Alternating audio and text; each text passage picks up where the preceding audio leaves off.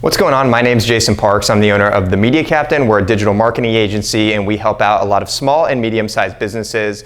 Today I'm going to talk about SEO tips when changing a domain name. This is a very nerve-wracking thing when you're changing a domain name. We've worked with a lot of businesses and a lot of different scenarios when a domain name is changing, and obviously you want to carry over as much SEO as possible so your Google rankings are still in a good place and position. So let's dive right into it.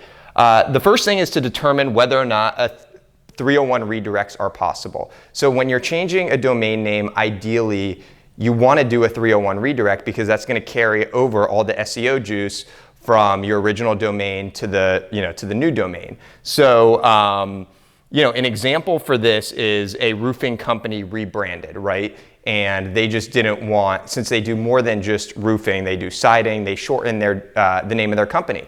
So that obviously meant that they had to change their domain name. Well, they were able to redirect, the old domain name into the new domain name, and that carried over all of the SEO. So all was well there. But not every scenario is like that, so I just want to continue to go through the list and walk through these examples. And I always have to give a shout out to my sister, Stephanie. She draws these amazing stick figures and artwork. So if you don't think this is good, stop watching the video because mine would be 10 times worse, okay? The next thing that you need to do is you need to map out all of the redirects.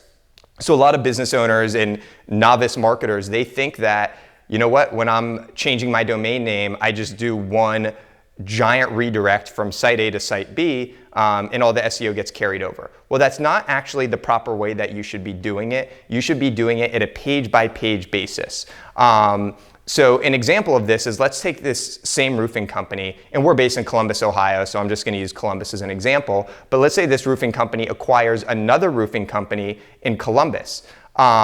They would want to redirect, let's say, the siding in the shingles page. They would want to redirect those pages to the appropriate pages on their existing site. But if this roofing company, let's say, acquired a company in Cincinnati, which is obviously another city in Ohio, and I reference that because I feel like people on the East Coast outside of Ohio, they don't refer to the cities, they just blanket say Ohio. But back on topic, so if they were to acquire a company in Cincinnati, well, if there's no Cincinnati pages, you then want to build out Cincinnati city level pages and then conduct the redirects to those appropriate pages since there's going to be content specifically for Cincinnati. So I think that's something that gets lost a lot, where they just do a blanket redirect and they don't do it at a per page basis. So that's very important.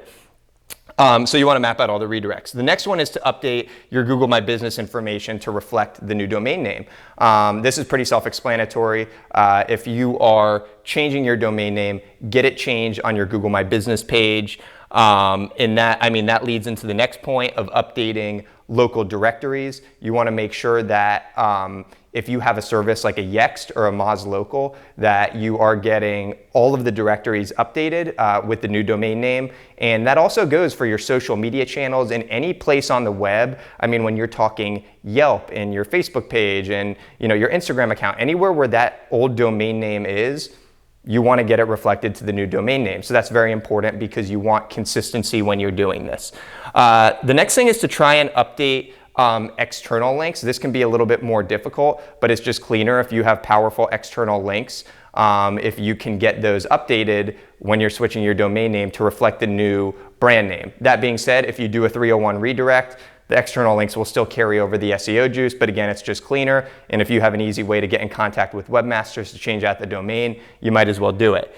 The next thing is just changing the branding. You will obviously want to make sure on the website that it reflects the new brand name in the new brand. So you want to change out the logo. What a lot of people forget about is changing out the text throughout the website where it's mentioning the brand name. If there's a different brand name, you got to go through the entire site and change that out. Even internal links that are coming to your site, you want to go through and you want to make sure to get those updated to reflect the new domain name. So all of those things are very important.